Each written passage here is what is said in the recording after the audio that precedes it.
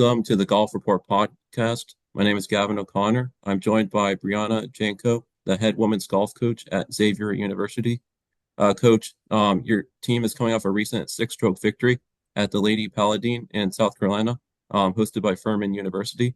So can you tell me about your team's recent six-stroke victory, and how this tournament was for your team? Yeah, it was awesome. This was our second year going down to this tournament, and our senior Kara Carter has played several events at that course because she grew up fairly close to that area. So we were excited to get back down there. Felt like we had, a little more knowledge of the course and the event going into it this year. And we're excited to share that with the new roster of girls. We had two returners in the lineup in Madison Ream Snyder and Kara Carter, but then we had three new faces in our lineup for the event. So our freshman, one from Venezuela, Ivana Flores, and then the other from the Boston area, Isabel Rosina, and then we had our Okay. grad transfer, Eleanor Hudipole in the lineup as well.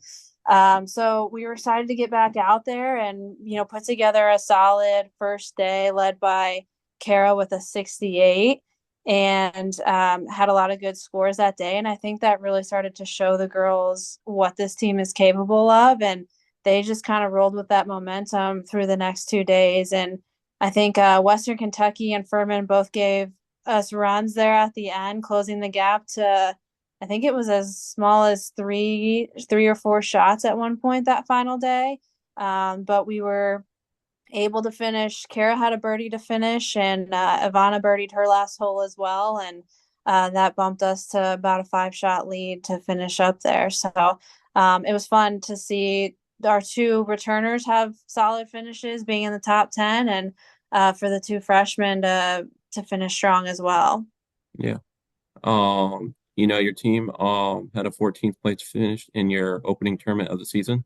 So the opening tournament for your team, probably didn't go the way that you would have hoped. But how do you think your team rebounded so well, from a 14th place finish in your opening tournament to pick up the victory, in South Carolina? Yeah, I will say I was not too pleased with that first event, and I honestly was a little surprised because I knew what types of players we have and how much they had played over the summer. Madison Ream Snyder won the Ohio Women's Open this summer. Okay. Isabel played in the Junior PGA. The U.S. girls had great finishes. Won the Massachusetts girls, so she had an awesome summer. So we were expecting, to come out on fire and compete with everybody out there, and didn't quite get the job done at Purdue. And I was certainly frustrated, but I also feel like, we had two freshmen in the lineup, and that first week of school is always crazy with meetings. And then the Purdue tournament was actually a week earlier than what we have traditionally started our season with. So it was actually Okay. Labor Day weekend when in the past we've just done qualifying over Labor Day weekend. So they have had like 2 weeks 2 full weeks of school and practices and qualifying to get ready for that first event. So it was different for all of us to try to come back, qualify right away, and then be ready to go to a tournament that second weekend. So I think, there was a little bit of a learning curve there for both me and the team in terms of how do we prepare for an event, the second weekend of school and be ready to go that quickly. So I think that's something we'll have to talk about and figure out for the future if we continue to play that early in the season.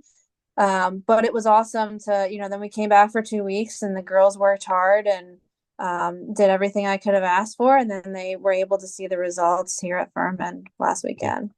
And senior Cara Carter and junior Madison Ream Snyder finished top 10 individually. So what was it like to see Cara and Madison finish top 10 individually? And you mentioned that you have two returners and three freshmen in your starting five. So what is it like to, have three freshmen in your starting five? Yeah, so Madison played like Madison plays when she's playing well. She was very consistent with, 71, 71, 72. She just kind of hung around that top 10, top 5 at times position throughout the tournament. So that was awesome to see her kind of back in form and doing what we know she's capable of doing. She's a very consistent golfer when she's playing good golf, and that's been awesome for our team to know that we can pretty much always count on her for a good solid score. It was awesome to see Kara start out with a 68. I think that's what really helped her stay and have a finish in the top 10. She didn't strike the ball nearly as well that second round, was struggling to hit greens and having to kind of grind to get that 76 on the board that second day. But she went to the range and just worked a little bit on tempo and was really striking it well again that last round. So that kind of kept us in contention and got her back into that top 10 spot.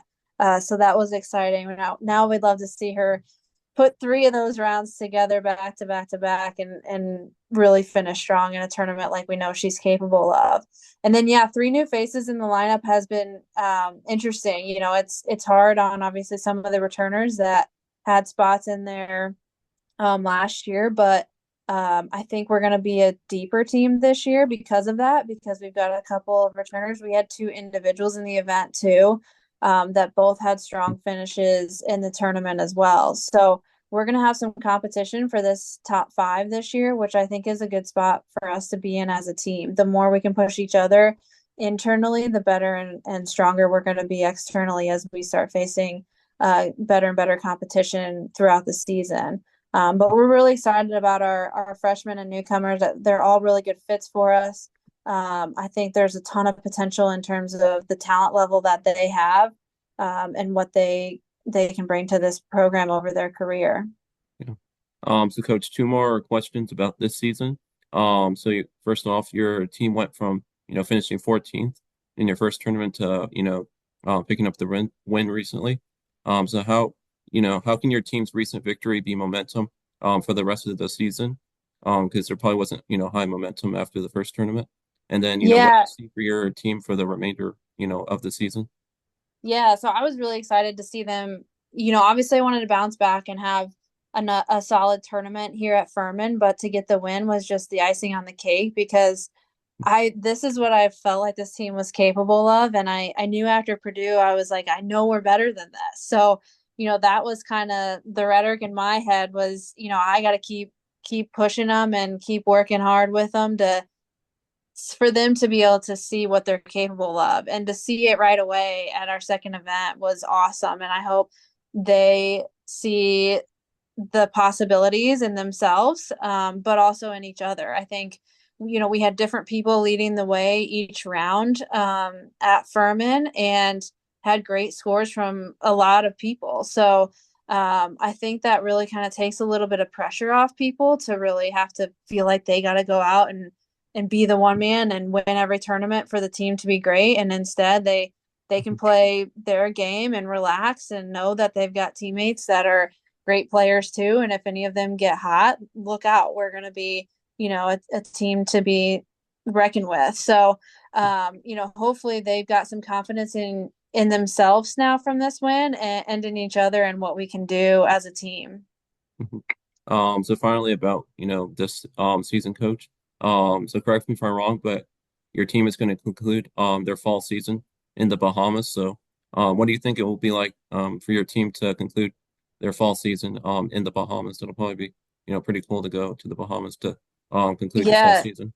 Yeah, we were really excited to get in this event. Obviously, we've seen other teams travel to Mhm. it. I think, White Sands and the Atlantis host this event every year for both men and women, and then they kind of rotate who's hosting. So it was really neat to get an invite from Texas A&M, with the 500 rule coming out. I think more of these mid-major teams like ourselves have gotten some invites that are Yep. pretty neat and special for our program. So we're excited to go down there. Not only are we going to be in a beautiful place and cool resort, but getting to see some great competition while we're down there. So I'm hoping that we're going to be prepared and ready to play great golf, to see where we stack up against teams like that. And obviously, we'll enjoy the surroundings down there as well. I don't think any of us have been down there, so not totally sure what to expect, but obviously excited about the possibilities. That'd be great. A few more questions, Coach. You've been the head women's golf coach at Xavier since 2015. Your alma mater where you attended. So, can you tell me about your time, at Xavier as a student athlete, and then also tell me, how special has it been, to coach at your alma mater since 2015? Yeah, so as a student athlete here, obviously I went through the whole recruiting process, and there was a girl from my area that I grew up playing junior golf with that was here. The coach was really excited about me as a player, so everything kind of fell into place with Xavier being the spot for me.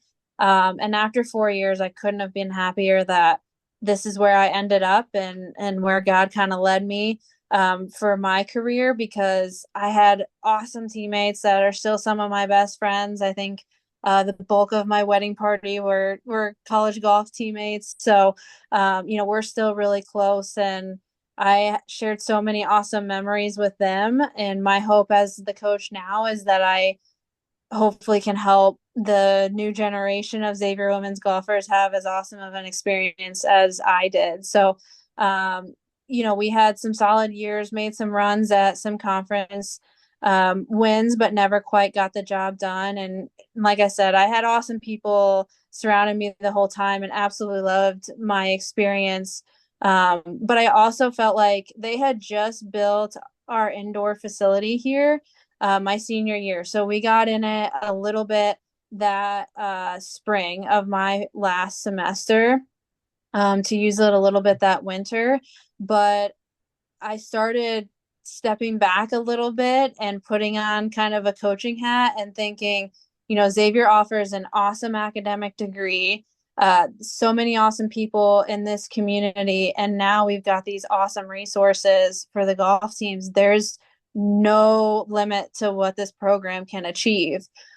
So as I got the opportunity to go to Akron and be their graduate assistant after I graduated, the wheels were really starting to spin in terms of how we could utilize the facility here.